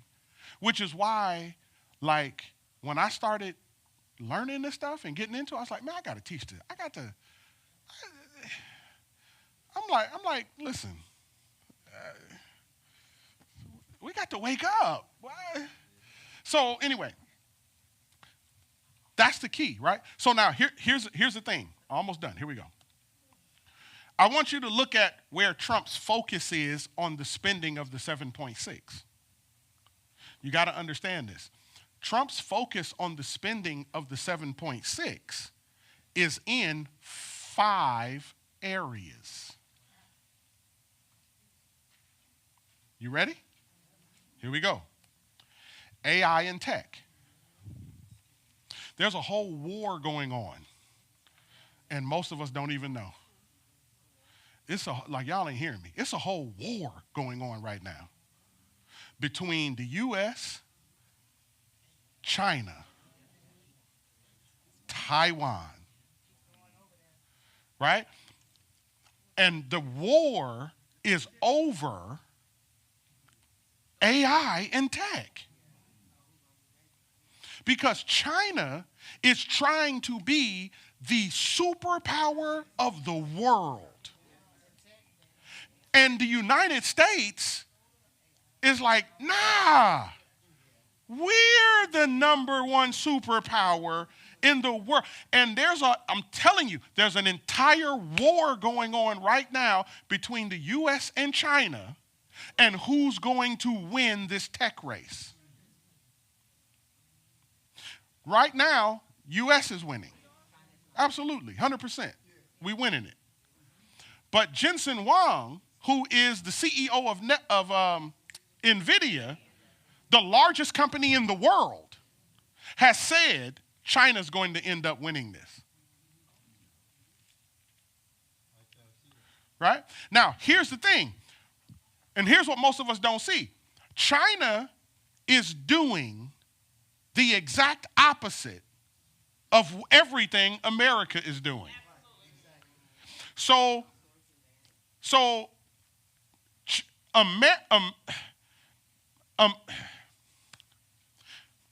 America, what Trump is trying to do, here's Trump. Trump has one foot in yesterday, and he has another foot in tomorrow, and he cannot decide which way to go. Because what he's trying to do is he's trying to reestablish America the way he saw it when he was young. That's the whole thing that's behind Make America Great Again. Right? Because what he envisions is this militaristic America, this America that has this raw, bold power, and everybody fears America, and that's the idea that he has of it. That it's everything American, everything America. It's all America. China's like, nah. Let's go do business around the world. Isn't it interesting that you can go anywhere in the world, and when you show up anywhere in the world, you'll find a Chinatown. You have never went anywhere in the world and found an America town. Because what China does is China gets in, and they get in wherever they are, and they buy up everything. They're doing it all over Africa. Big time. The beauty industry. Listen, if you're a black person, you can't even open a beauty supply. You can't get it at the rates they can get it. And so they come in, they buy up everything. And again, this is not hate on them. They got their business together. Right? And so they're doing their thing. Trump wants the old America that just goes in and, right? But then what does China do? China becomes friends with Russia and friends with other people. So you can't just run in and take stuff, because when you run in and take stuff, now you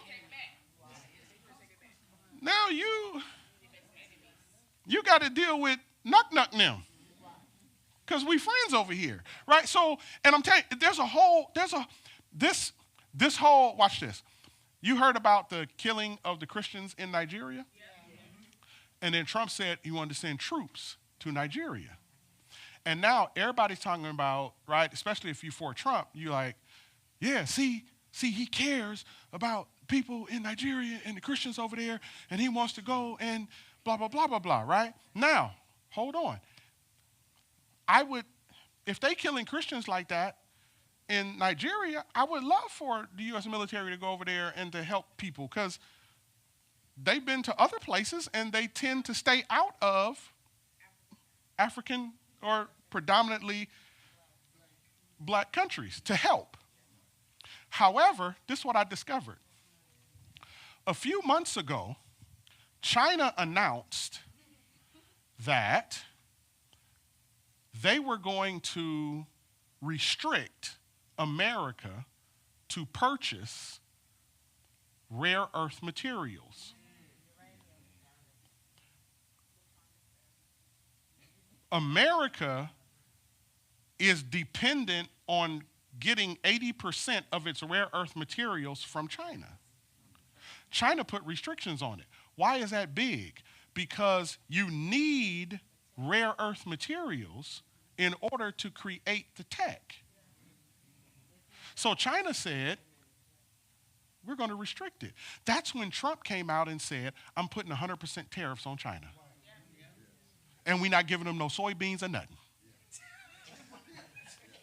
Right? He went into panic mode. Right? So this is what I found out. Not only that, America has a deal with China for about 70-80% of rare earth materials, but America also has been getting rare earth materials from Nigeria. But then Nigeria they woke up and they decided that they wanted to protect and build their own currency. So instead of, because the way that it was working is that America would go into Nigeria and America would set up the plants and the works and all that kind of stuff, and they would pull out the raw materials, and then America would process it and then turn it into what we needed it to be, which gave us maximum value. Then this is what Nigeria did. Nigeria said, no, we're going to pump up our own economy. We'll do the processing, and then we'll sell it to you processed. And they're letting go of the European currency, too. And they're letting go. Saying, we don't want y'all no more. Come on now. That messed me up. Come on now. Right? So once Nigeria said, we're going to do our own processing and sell it to you processed, that cuts out a lot of the profit that America was getting from going to Nigeria. So now what does Trump want to do? He wants to get friendly with Nigeria, right? On some, we here to protect you, right? But there's an underlying current of what's happening is I need the materials. Are y'all with me? Okay. So watch this. So I'm going to give you the 5 sectors. AI tech. Now, watch this. President Trump hosts a dinner with tech giants. Everybody at this table, billionaires. Okay? Everybody's billionaires. These are the people that run just about all of the super large tech companies that we know of. Right? You got Sam Altman in here. You got Bill Gates over here. You got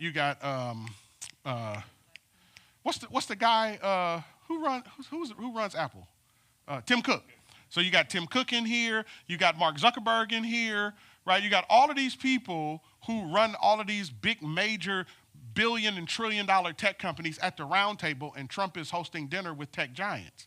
Now, What's the most cringy part of this photo?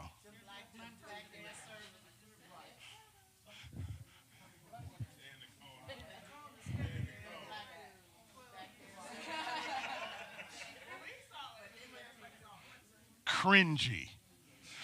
Because here's the question. After all these years, after all these marches, after all these protests, where are we at?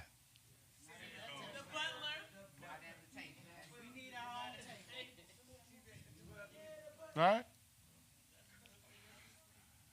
And I don't know them two dudes, but I can tell you right now, the worst thing them two dudes could do is not pay attention.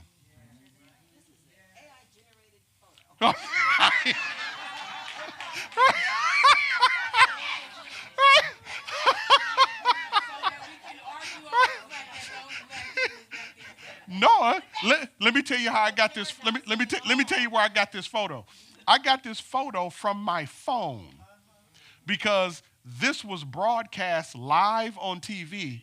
And when I looked at my TV, my eyes went straight to the bros right there. I hurried up and grabbed my phone and snapped the photo. I was like, I got to teach this. This is a teachable moment on national TV in 2025. Right? We still in the bag. And there are trillions of dollars running across this table. Every one of these people got deals with each other.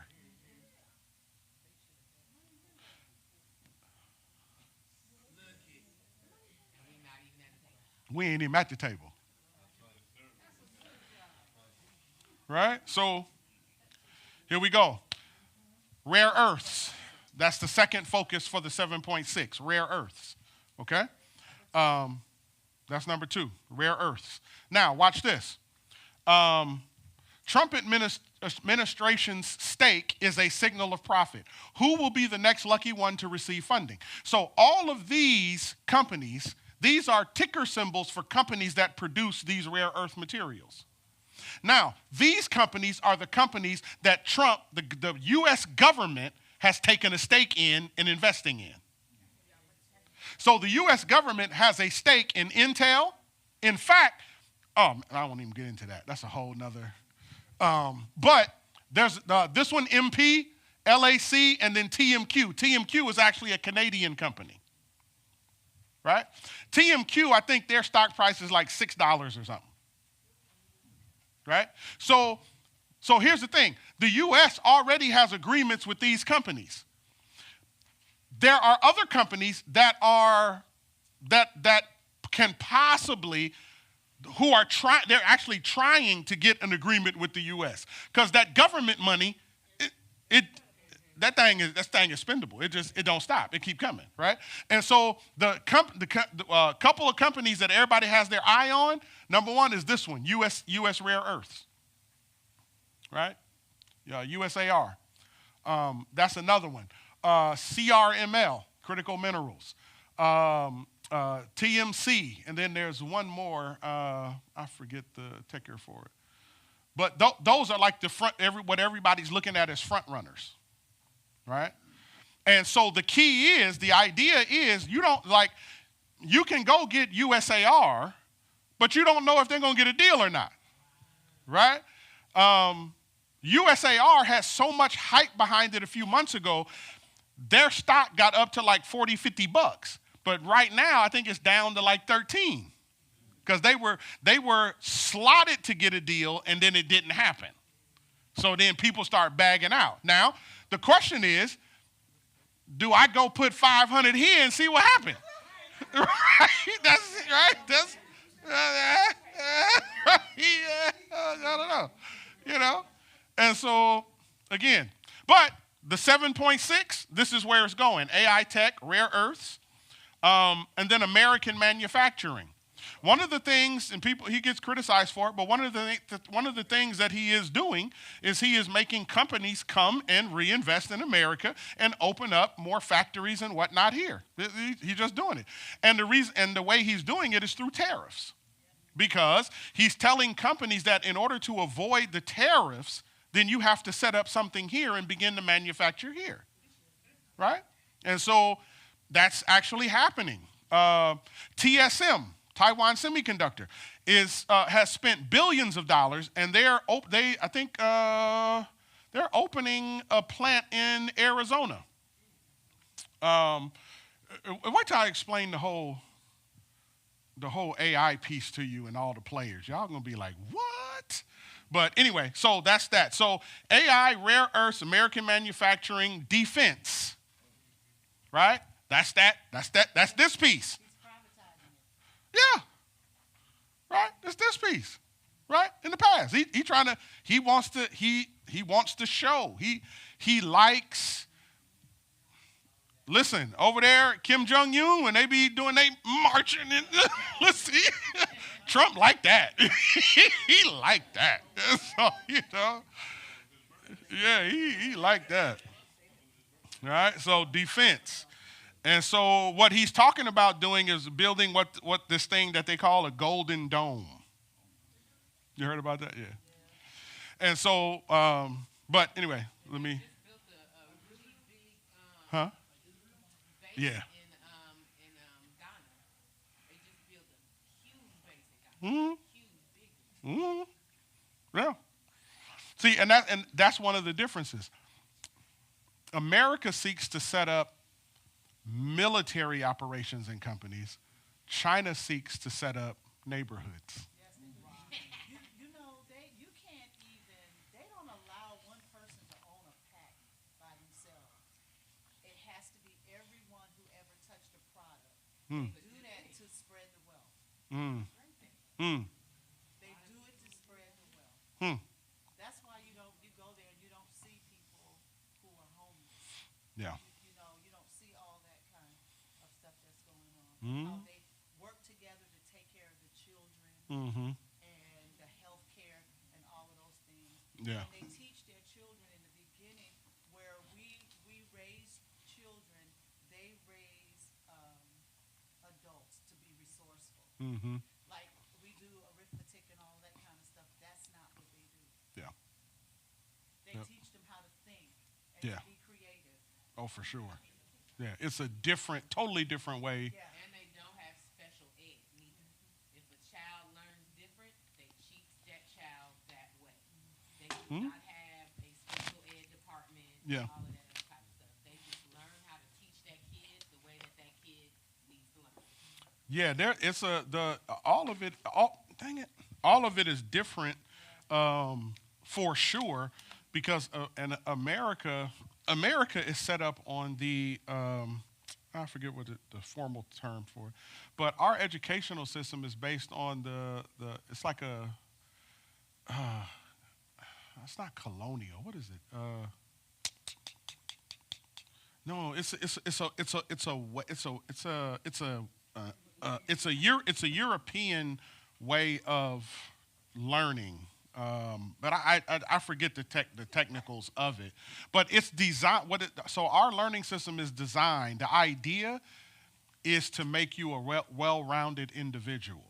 So you take multiple subjects in school, and then you build on that, and then so like if you guys have been to school, so when you go, like they'll tell you have certain requirements, right? You have general education that you have to do, and this, that, or the other, and that's a lot of that stuff may not have anything to do with what you're gonna do or whatever, but they want you to learn it, and the reason why they want you to learn it is because the educational system is based on this European way of making people sort of these well-rounded people, but then it kind of misses people who need to focus, right? Who are extremely intelligent, but they're not auditory learners, right?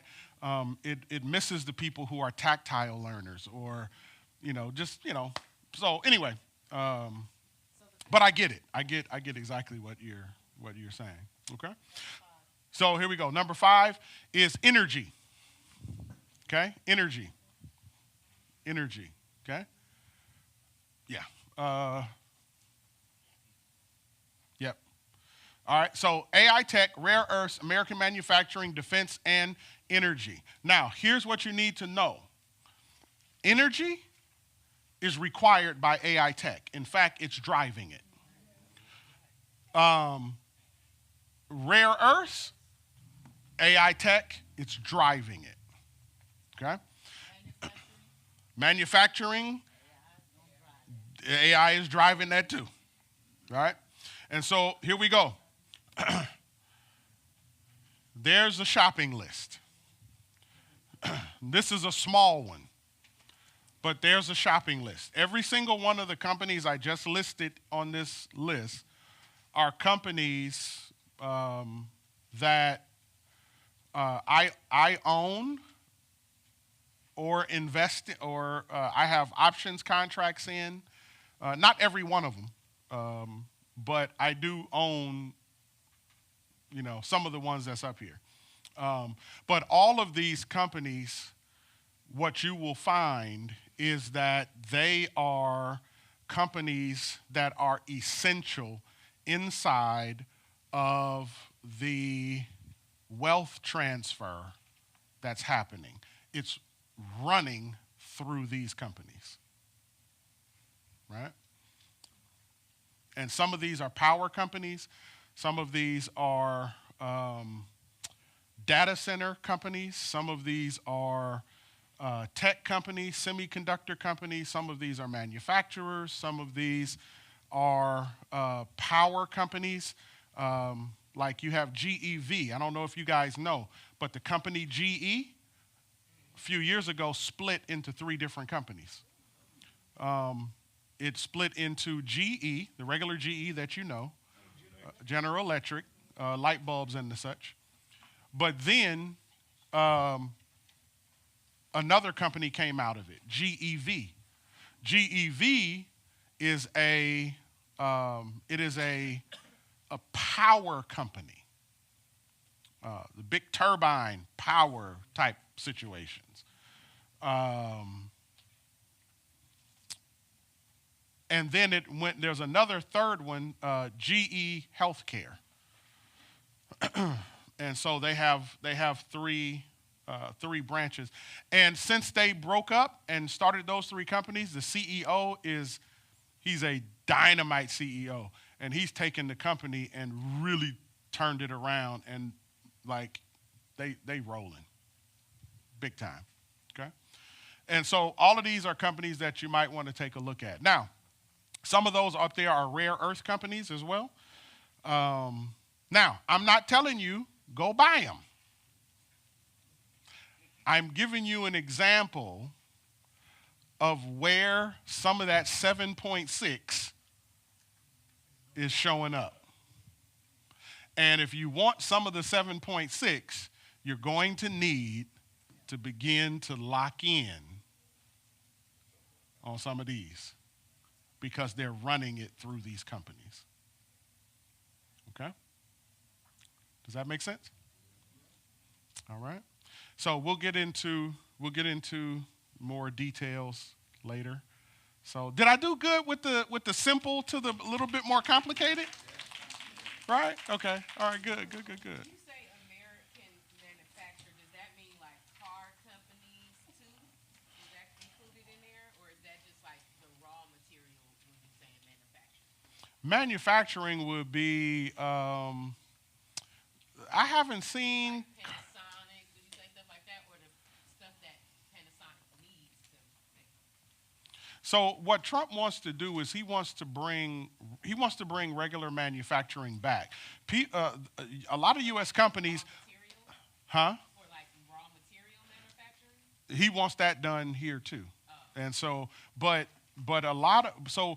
for years, what America has done, a lot of American companies have went overseas in order to produce their products because it was cheaper. You get cheap labor, you get the cheap products, the whole nine. So, and there wasn't a tariff on them, so they were making maximum dollars. But like now, like for instance, like Apple, right? You cannot. It is impossible to build an iPhone in America. It's impossible, yeah. Yeah. It costs too much. And an iPhone built in America would probably cost you about $5,000, $6,000. And so much of the manufacturing, the materials, everything is made overseas and shipped in. The most that we would do is assemble it. But in terms of producing the materials, we don't do that. And so, absolutely. Absolutely. Right? So you talking about companies that make like the components that are Oh, for sure. Yeah. And I'm saying like almost anything from companies that have gone overseas to do business because what China has done over the last like 50 years is they've become the number one manufacturing country in the world. Everybody uses them to make everything. And so they got the whole setup. They can do it cheap. Everything, right? And so Trump is like, nah, like bring that home.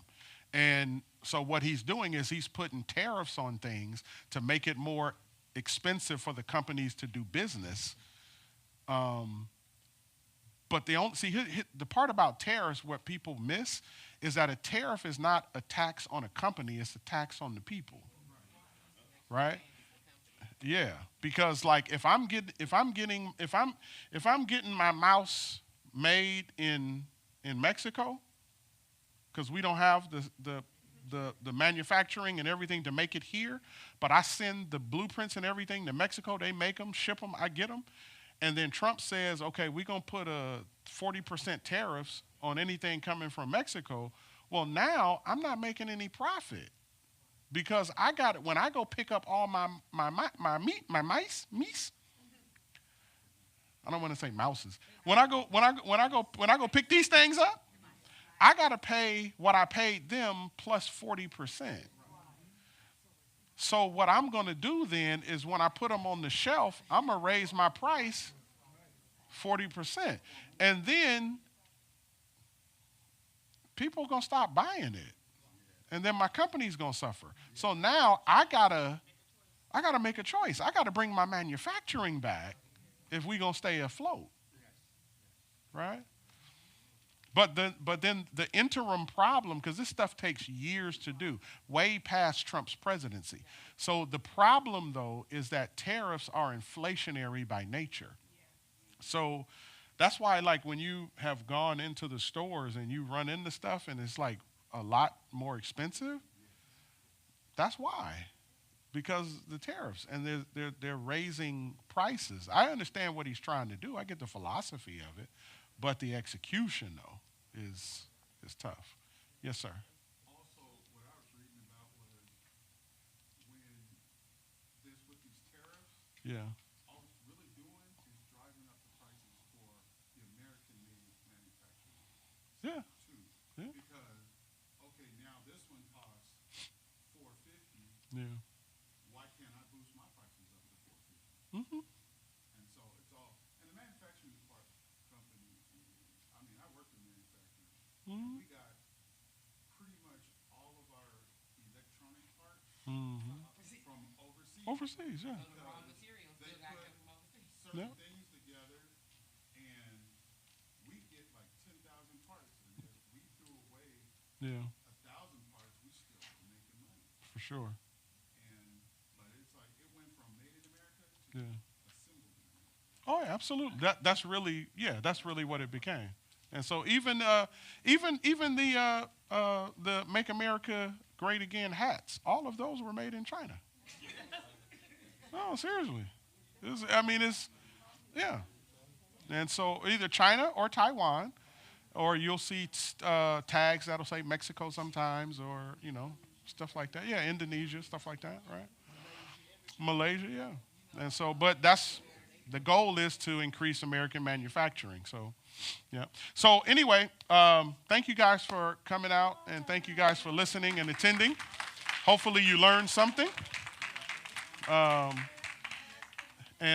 Yes, ma'am. Hold on, everybody. Miss Kathleen has an announcement right quick. So before we disperse. Hold on. You have to speak all the way in, Gabe. Good evening, everybody. Can we just make sure that we left the stuff here in the back that was a donation from Starbucks today back here for you? We did a major distribution today, but we saved some stuff that we need you to bag up and take tonight. This stuff has not got expiration dates that have passed yet, so this is all current stuff. Starbucks is one of those places, if it's the next day or two, they get rid of everything and start over. So we need you to take as much as we could because we were exhausted. We don't have refrigeration yet for our seed and feed program, so we need you to bag this up and take it home. But we also need you to sign in on the paper because we're keeping track of people. And if you've got a name of a person you're going to give the bag to, write your name and write the name of the person you're going to give the bag to. We're trying to keep as much track of how many individuals we're giving food to, even if it's our people at church. Thank you, Miss Kathleen. And thank you, Feed and Seed. All right, love you guys. I'll see you guys on Sunday.